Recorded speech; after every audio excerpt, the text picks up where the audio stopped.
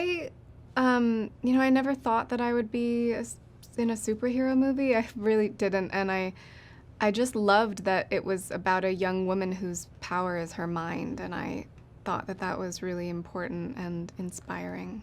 So it feels really fun to be a part of something that's also kind of removed and fresh and a new kind of take on a superhero movie, because it's so grounded and it's more of like a psychological thriller than what I've seen superheroes do before. And for you also, not only being, the matriarch as a character, but you also served as almost, it seems like it, as this mentor for Sydney, for Isabella, and for Celeste as well. And what was it like just having that older presence, with these two younger actors? It was fun. It was really great to have them on set, and they all bonded really fast, and they were just kind of like excited and have such a fresh energy, and it was just, fun to create that dynamic with them. It's going back to the stunt work. What did that training process specifically look like for you, being that Madame Web is a very unique superhero and does have those action moments, but it's not the main focus of everything that she does? With her, obviously in the comic books, she ends up in a wheelchair and she's not physically active, but her mind is super active. And this being her origin story and having her be a paramedic, she's kind of extremely active every day anyways. And when it comes to the fight scenes, I really wanted her to feel quite scrappy and primal and real and human, because she doesn't have she's not a skilled fighter. She didn't train, so I didn't want it to look like she knew karate or anything. And so a lot of the training was like working out to be strong and maintain energy while filming. And then just like the hand-to-hand combat was more scrappy. It was more wild. And I know you talked about being drawn to this role because of it being the focus of a woman and the power of her mind, but what was it about SJ's approach to it as a director and also writing a part of this screenplay that really, where you said, okay, I know I'm in good hands stepping into this? She just had everything under control. She knew, I didn't worry for a second that it wasn't gonna be great.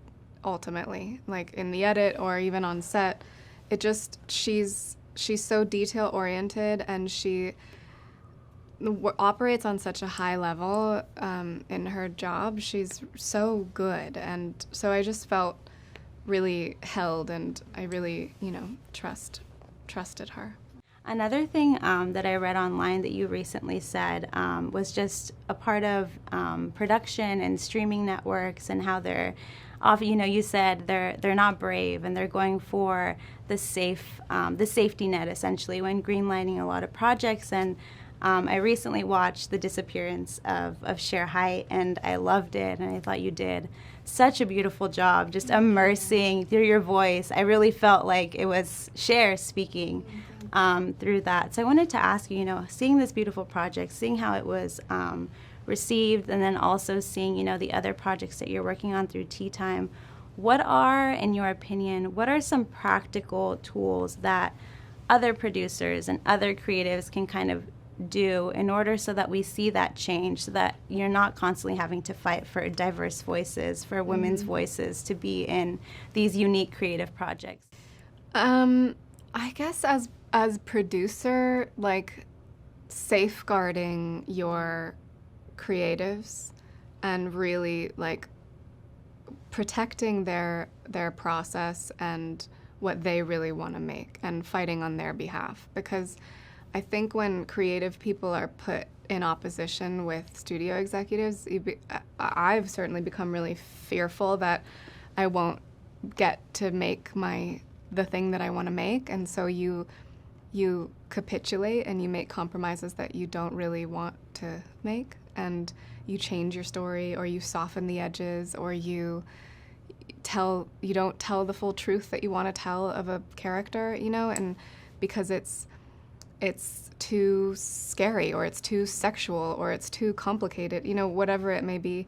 So I guess for me, like with my company, the people I work with, I want them to feel like they are able to create exactly the thing that they want to make, and that I will help to get that done and protect it all the way to the finish line.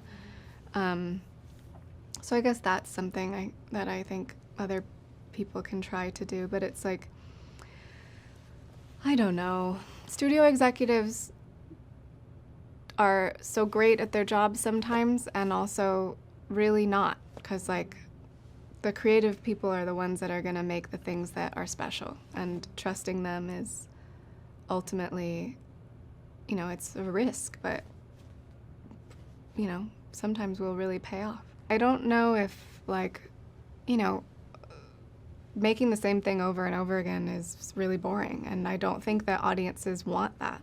I think it's confusing to keep feeding the same type of film or TV show or story. People want to be stimulated. They want their minds to grow and find different caverns and corners and attics of their own hearts, you know, and I have discovered that so much as an audience member, as a lover of movies, and I want to feel inspired. I want to see new worlds. I want to meet complicated people on screen.